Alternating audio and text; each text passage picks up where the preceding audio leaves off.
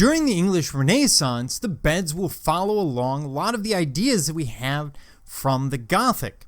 These are basically your typical, or what we would consider, a four-poster bed, serving exactly the same function, but they're going to start having feather mattresses amongst the upper classes, which is basically a giant bag that's going to be referred to as the mattress, filled in with some kind of feather, typically some kind of down, because it tends to be a lot softer. If you're poor, you're going to be filling it with straw.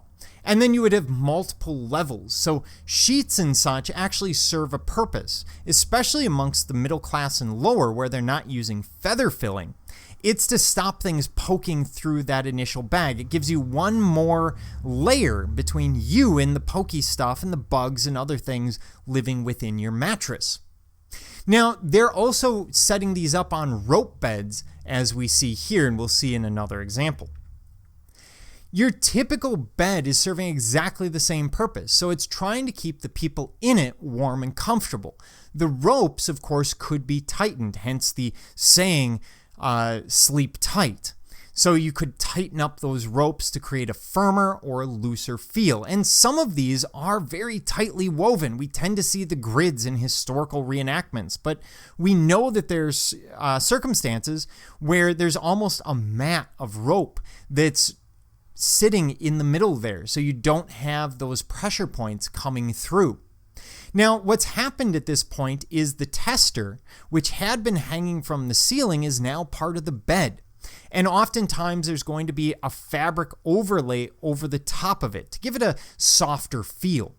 Generally, they're going to build them out of oak, and we're going to see things move from the Gothic through until we get almost to the Baroque.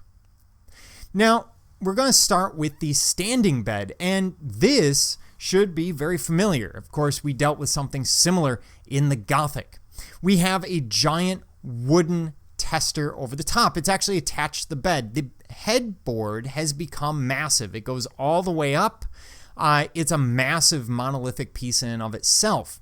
The columns holding up the tester are huge and ornately carved at this point. We're in the Tudor, maybe the Elizabethan, given that this is a cup and cover form right here.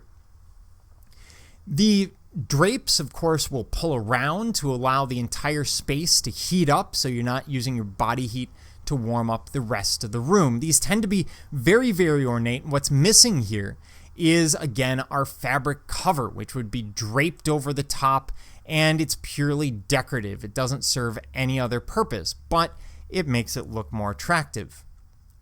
Now, by the time we get to the Jacobine, we're going to see something that gets a little bit daintier, especially the columns holding up the end of the bed. So here you see something that is a little bit thinner. We don't have a massive melon bulb. I mean, we arguably have a series of some kind of melon bulb design, but they're much smaller. Here's another example. This is a much more historical example. And you see this very simple design. Now, when we get into the Jacobine, basically things get lighter. And that's the key to it. As you move from Tudor through Elizabethan to Jacobine, things tend to get lighter and daintier. And we see that in the beds.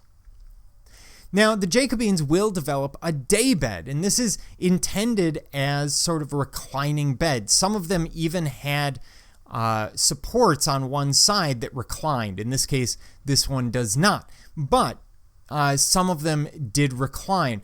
And this is moving us closer and closer to what we would understand today as a couch. Now, the Jacobine era tends to have a box form when you look at the stretchers. So each of the legs is attached to pretty much every other leg, whereas later on, they're simply going to run them across and then run a single support straight down from the center to horizontals here, here, and here.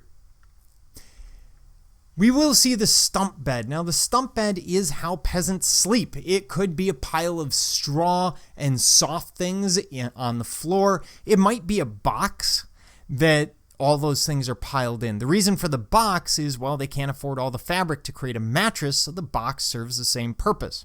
In theory, it keeps other things out of the bed as well, mice and other things that might want to get warm in the straw that you're laying on. Really, for the lower classes, beds do not change during the English Renaissance. They're using the same ideas they did in the Romanesque and the Gothic. Very simple forms. There might be a sleeping mat to lay out, but they're very multi-purpose spaces. And we also see the use of the pull-out. And this is going to be very, very common. In fact, oftentimes the parents will sleep up on one bed and the children underneath. And you go, why would you ever want your children sleeping that close? Well, in some cases, you actually would sleep under the bed. You would be pushed under. And the advantage there is the same curtain that warms up the bed above warms up the bed below. Everyone's warming each other up without the awkwardness of everyone sleeping in the same bed. It also allows for guests, although at the time, it's very common for guests to simply sleep in the bed with whoever they're visiting with. Little different idea than what we have today, but it's all about warmth and really survival at this point. So you have to look at it very, very differently. It's all about context.